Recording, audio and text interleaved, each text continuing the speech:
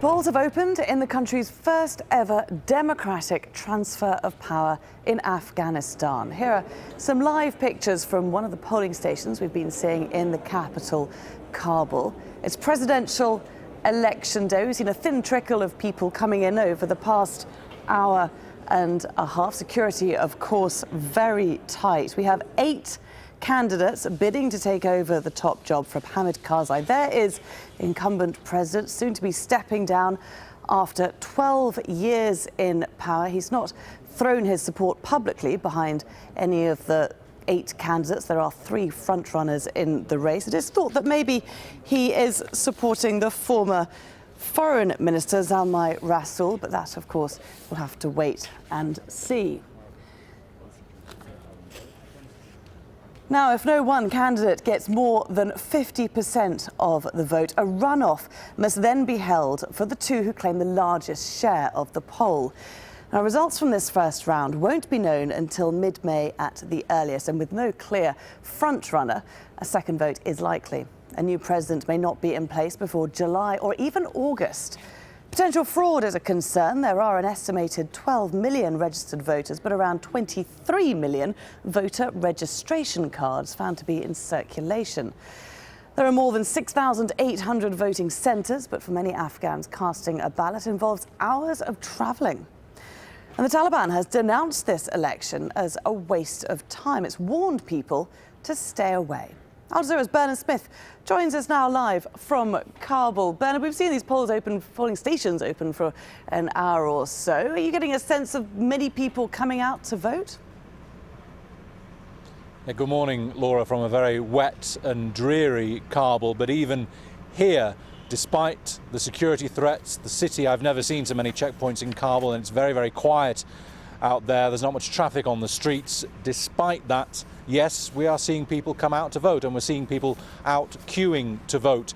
We've got getting a bit of a picture from elsewhere in the country as well, where the weather is better.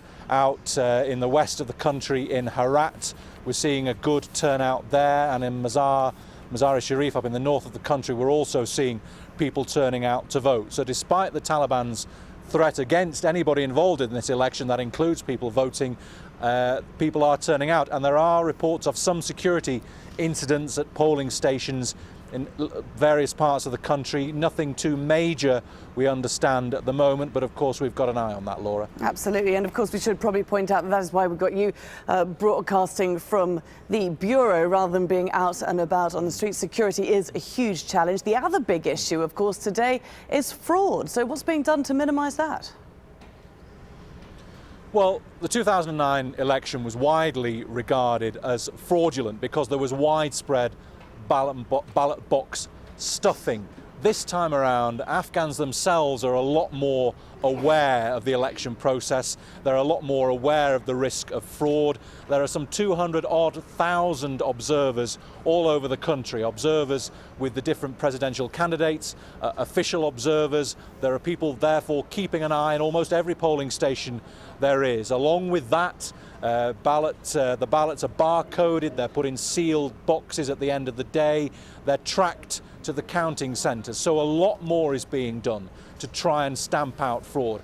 It's not going to be stamped out entirely, and we have already heard reports from one source in a group of observers telling us that he's already receiving reports of ballot box stuffing. They're not too concerned at the moment. They're waiting to see how serious it becomes, but everybody conscious of the risk of fraud, and therefore the hope is there'll be less of it, Laura.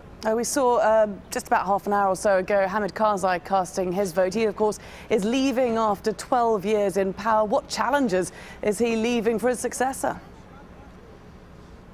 He's leaving enormous challenges for his successor. Hamid Karzai had the benefit of billions of dollars in foreign aid and the presence of international troops to help try and restore peace to this country. Whoever takes over is not going to have those billions of dollars in aid flowing in this time round. He's not going to have the foreign troops here. So the new president is going to have a very different situation to deal with. He's got to try and talk peace with the Taliban, and from that peace try and revive the moribund economy of this country, and he's got to do all that without that foreign aid money. A lot of it people will tell you here in Afghanistan has already been wasted, a golden opportunity wasted under Karzai's regime. The new president has got to try and build it all up again. Laura?